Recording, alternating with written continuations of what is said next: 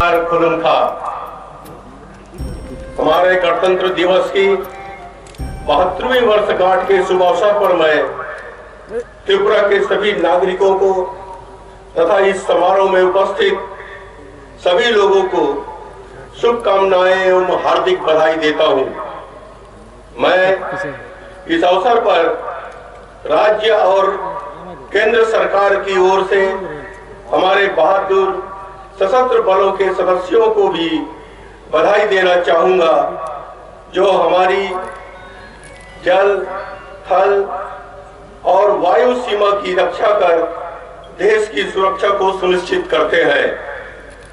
26 नवंबर 1949 को भारतीय संविधान सभा द्वारा स्वीकृत भारत का संविधान 1950 में इसी दिन लागू हुआ, जिसने हमारे भारत को प्रभुता संपन्न, लोकतांत्रिक और गणराज्य बनाया, जहां सभी नागरिकों के लिए न्याय, स्वतंत्रता, समानता एवं बंधुत्व के मूल्यों को सुनिश्चित किया गया।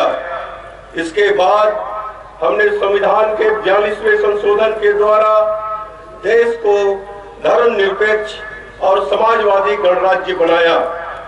विभिन्न बाधाओं के बावजूद मेरी सरकार ने विभिन्न मोर्चों पर कई कदम उठाए हैं, जो त्रिपुरा को समृद्ध, आत्मनिर्भर और एक आदर्श राज्य बनाने में सहायक होंगे।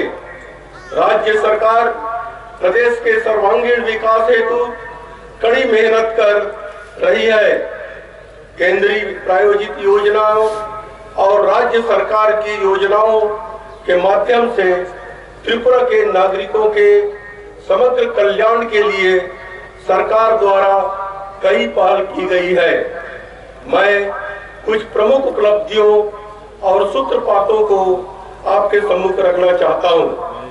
त्रिपुरा की 70% से अधिक आबादी प्रत्यक्ष या अप्रत्यक्ष रूप से कृषि पर आधारित है, जिसका जीएसडीपी में योगदान 17% है।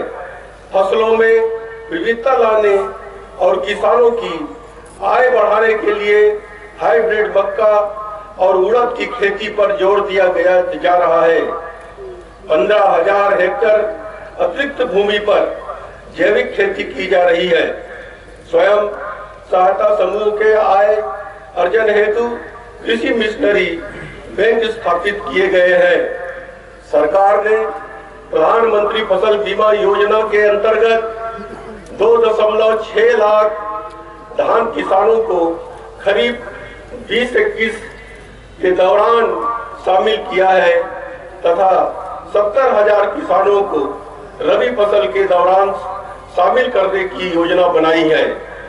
प्रधानमंत्री किसान सम्मान निधि के अंतर्गत कुल 271 करोड़ रुपए की राशि सीधे 2,26,000 किसानों के बैंक खातों में स्थानांतरित कर दिया गया है। सरकार ने किसान क्रेडिट कार्ड के अंतर्गत सभी किसानों को लाने के लिए विशेष अभियान चलाया है। इस वर्ष 81,000 किसानों का केसीसी कार्ड मंजूर किया जा चुका है, जिसके अंतर्गत 300 करोड़ रुपए स्वीकृत किए गए हैं और 200 करोड़ रुपए 50,000 किसानों को वितरित किए जा चुके हैं। किसानों तक उन्नत तकनीकी जानकारी पहुंचाने हेतु कृषक बंधु केंद्र खोले गए हैं। राज्य सरकार ने नाबार्ड से एक विशेष ऋण योजना के अंतर्गत 50,000 भूमिहीन, बरतदार, बटाईदार कृषक और जोतदार किसान को शामिल करने की योजना बनाई है, जिसे त्रिपुरा ग्रामीण बैंक के माध्यम से वितरित किया जाएगा।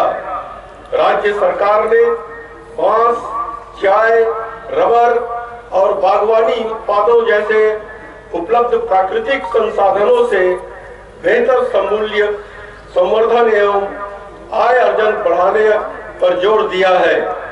अतिरिक्त 2,315 हेक्टेयर भूमि को फल उत्पादन एवं बागानी फसलों के अंतर्गत लाया गया है। राष्ट्रीय सौर ऊर्जा संस्थान हरियाणा द्वारा 3 जिलों में सौर आधारित शीतलन कक्ष स्थापित किए गए हैं।